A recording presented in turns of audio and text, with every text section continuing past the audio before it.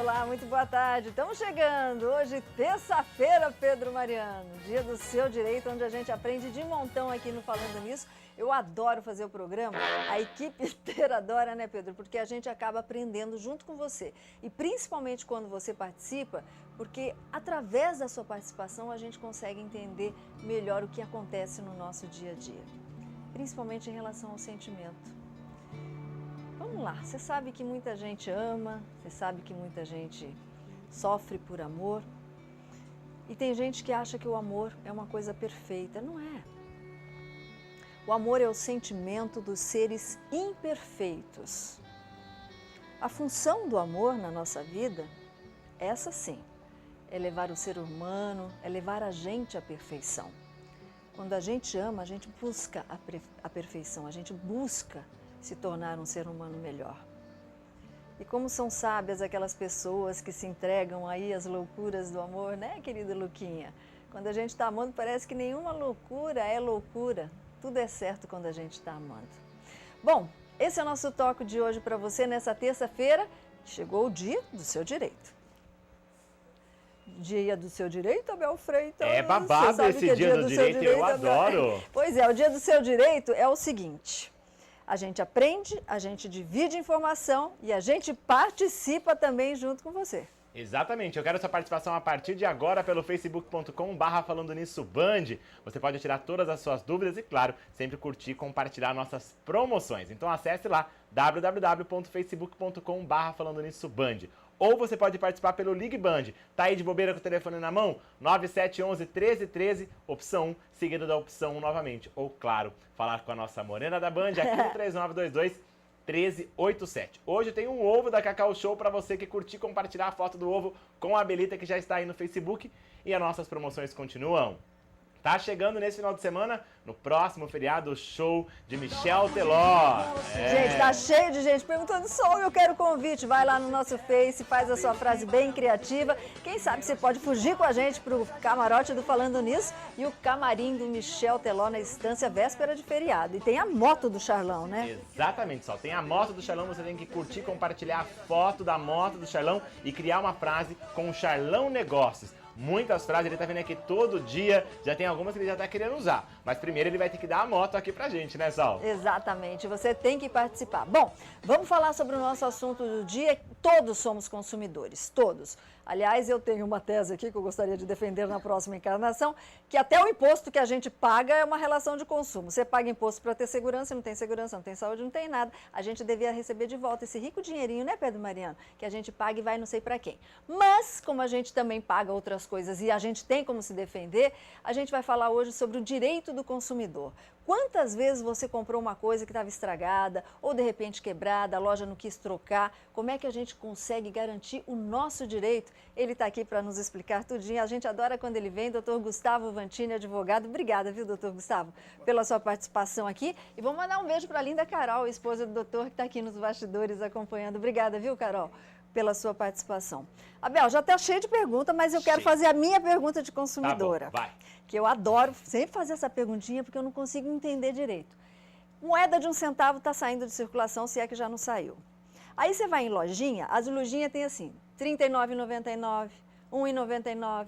Aí você dá R$2, muito obrigada por escolher as casas não sei o que e acabou. 1 centavo daqui, 1 centavo dali, as lojas vão enchendo o bolso. O que a gente faz com isso? Então, é uma situação que, sob o ponto de vista legal, constitui um abuso na relação de consumo. Ele atrai o consumidor para consumir estimulado por um preço menor, quando na verdade ele te cobra um valor cheio. R$ 3,99, na verdade o custo é R$ 4 e ele não te dá esse troco. A obrigação, e aí um paradigma, seria dele te devolver esse 1 centavo. Mas como não tem? Mas como não tem... Tem que devolver 5 centavos, por exemplo? Na verdade, ele não tem que devolver. Esta prática abusiva tem que ser denunciada. Entendi. Então, você deve comunicar isso ou ao promotor de justiça responsável pela relação de consumo, você tem um promotor responsável por isso, ou nos órgãos de proteção ao consumidor, que é o PROCON local. Então vamos lá, PROCON da região do Vale do Paraíba, Sérgio Werneck aqui de São José, Taubaté, todo mundo tá cheio de lujinha cobrando 99 centavos em coisas que a gente sabe, como o doutor acabou de explicar, cobram preço cheio. Vamos fiscalizar, né? E grandes lojas, viu? Grandes magazines também. Oi, Fabi, que está na linha. Boa tarde, meu querido. Boa tarde, tudo bem, Sol? Tudo bem, e você? Vou bem, obrigado, parabéns pelo programa. Obrigada, Fabi. Então, minha pergunta é o seguinte, uma colega minha, ela comprou um eletroeletrônico numa loja aqui de Jacareí. Sim. E com 30 dias de uso, deu um problema de fábrica. Aí a loja, ela tira toda a responsabilidade do produto. Passa tudo para autorizada, para levar na autorizada, só que a pessoa não tinha condição de estar levando autorizado, que era só em São José. Então, era distante da cidade dela, então ela não tinha condição de estar levando equipamento, a televisão, na autorizada. E a loja não tem como levar também, fica tudo por responsabilidade do consumidor. Ela ainda tá com esse problema? Não, aí ela arrumou um dinheiro emprestado e conseguiu levar na autorizada. Entendi. Agora, é um procedimento correto esse? Infelizmente, sim. Sim? Sim, porque a loja ela é responsável pelo equipamento até o momento da entrega, a não ser que haja um tipo de violação da embalagem ou o produto já venha com defeito. Depois que o produto entrou em uso pelo consumidor, ele tem sim direito de ter o conserto pelo prazo de 30 dias, que é a garantia legal. 30 dias. Se for um bem de consumo não durável. E se for um bem de consumo durável, o prazo de 90 dias. E aí ele tem que procurar realmente o fornecedor do produto, que é aquele que constrói, é o fabricante do produto. E na sua rede autorizada. Então, o que a gente recomenda ao consumidor? Que ele primeiro identifique bem o produto que está comprando. Identifique, porque essa informação é obrigatória que conste das embalagens, que é a relação das autorizadas. Então, é selecionar bem o produto que está comprando, para não ter esse tipo de dor de cabeça. E como dá dor de cabeça, né? A Belita não tem esse tipo de dor de cabeça. Ainda não, que ela vai lá na e hora que o Claudio Giordani der um cartão de crédito para ela, você vai ver se ela não vai ter esse problema. Abre o olho, Claudio Giordani. Bom, a Cássia César mandou o seguinte. Ela comprou o celular numa loja, após 3 dias deu problema, ela levou a autorizada, ficou lá uma semana e o telefone voltou da autorizada e continuou com o mesmo problema. E aí, doutor, o que ela deve fazer? Então, se não houve o conserto do equipamento, ela pode pedir, ela tem 2 opções, ou ela pede a substituição de um produto por um produto similar, ou pede o dinheiro de volta. Ela pode pedir esse dinheiro de volta? Pode. E qual é o prazo para ela receber esse estorno do valor que ela pagou? Então, o prazo legal não existe. Na verdade, ela deveria receber dentro do próprio prazo de 30 dias, que seria o prazo de garantia. Olha, a nossa lei, ela é fantástica, mas preto no branco, porque na prática o bicho não funciona. É sim, Pedro Mariano, não funciona direito não, em tudo. Oi, Gi, tudo bem? Está na linha com a gente? Boa tarde, linda. Boa tarde. Diga lá. Boa tarde, Gi. O teu telefone está meio nheco-nheco. Acho que você precisa reclamar no diretor. Eu estou escutando. Diga lá, pode fazer a sua pergunta. A minha pergunta é que meu filho fez uma ligação para uma emissora de TV que era aqueles caça-palavras, né? E ele ficou muito tempo no telefone e a ligação era para celular. E nesse dia eu não estava na minha casa. Até meu filho chegou e mandou ele desligar. E ele ficou muito tempo. Eu liguei na prestadora, na Vivo, e aí eles falaram que eu não podia fazer nada, que eles não podiam cancelar a ligação, né? E eu sei que a minha conta vai vir muito alta, porque ele passou mais de 1 hora no telefone, e eu estou preocupada com isso. O que eu posso estar fazendo para poder, né, ver como é que ou se eu vou pagar, se eu não vou pagar, qual que é o meu direito? Precisa ficar muito atento, eu não vou condenar aqui todos esses programas que têm essa forma de atrair o telespectador, mas tem muitos que ganham dinheiro justamente nas ligações. E parece que foi um desses casos. Na verdade, quem praticou essa relação abusiva, principalmente se foi uma criança, não é a operadora, mas sim a empresa que divulgou esse telefone. Então, ou seja, a emissora. Exatamente. Se existe uma relação também com a operadora, porque às vezes ela existe, as duas são responsáveis. Mas, sob o ponto de vista legal, eu entendo que existe um abuso nessa relação de consumo, sim. Ela deve denunciar e, se for o caso, ingressar com uma ação não contra a operadora, mas contra o site ou o programa de televisão que fez essa divulgação. Isso pode ser feito através do PROCON? Primeiro PROCON. ela não precisaria perseguir pelo PROCON, Ok. porque o PROCON tem uma esfera administrativa que tenta resolver os conflitos sem o judiciário. Vai Se direto. não for esse caminho, pode ir direto no juizado especial, enfim. Também não precisa de advogado, né, dependendo do tamanho do débito. Ok, então você tem que fazer a denúncia contra o programa que muitas vezes é terceirizado, né, Abel? Exatamente. Bom, o João Almeida diz o seguinte: o direito do consumidor não é para 7 dias a troca do produto, doutor? Isso é verdade ou é mentira? Isso é uma meia-verdade.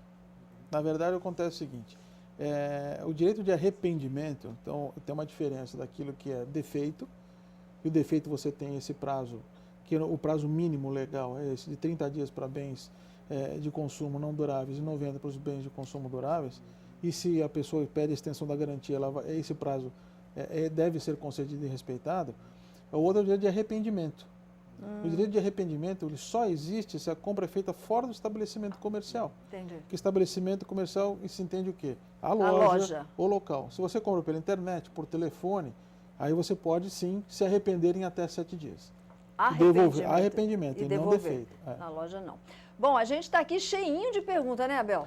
Muitas participações pelo Facebook. Quem será que vai ganhar o ovo da nossa galera da Cacau Show? Mas agora a gente vai dar uma paradinha nesse assunto e ficar por dentro das notícias do Brasil e do mundo com Solange Moraes e as notícias da redação.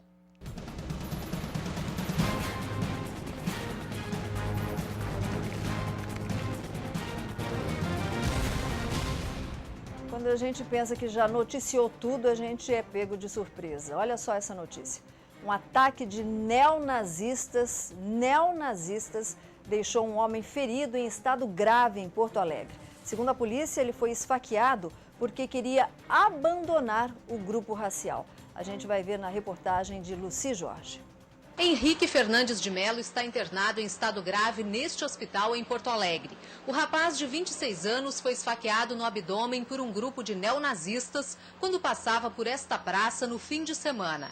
Segundo as investigações da polícia, Henrique já fez parte do mesmo grupo neonazista, mas há alguns meses tinha se afastado do movimento. E esse teria sido o motivo do desentendimento e da agressão. No Código de Conduta do movimento Skinhead, está escrito com todas as letras que aquele que abandonar o movimento é considerado traidor. Esse traidor merece um justiçamento. Um rapaz se apresentou à polícia e confessou ter golpeado Henrique, mas vai responder em liberdade por tentativa de homicídio. Nos últimos 10 anos, a polícia investigou diversos grupos neonazistas que agem no Rio Grande do Sul e pregam o ódio a homossexuais, negros e judeus. Pelo menos 45 pessoas foram indiciadas. Em 2012, ocorreram 3 ataques contra gays em Porto Alegre. Uma das vítimas foi William Santos, de 20 anos. Ele foi espancado e teve 4 dentes quebrados. Bom, se eles podem julgar, né, as pessoas que têm essa condição homoafetiva e não opção homoafetiva, eles também podem ser julgados pela justiça. No Brasil, são 3 grupos neonazistas, segundo a informação do Lucas agora me passou.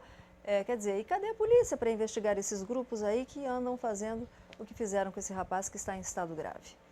E a médica suspeita de praticar eutanásia no Hospital Evangélico em Curitiba foi denunciada, demorou, hein? Foi denunciada pelo Ministério Público por homicídio qualificado e formação de quadrilha. Outras 7 pessoas também foram denunciadas. A reportagem é de Juliana Rodrigues.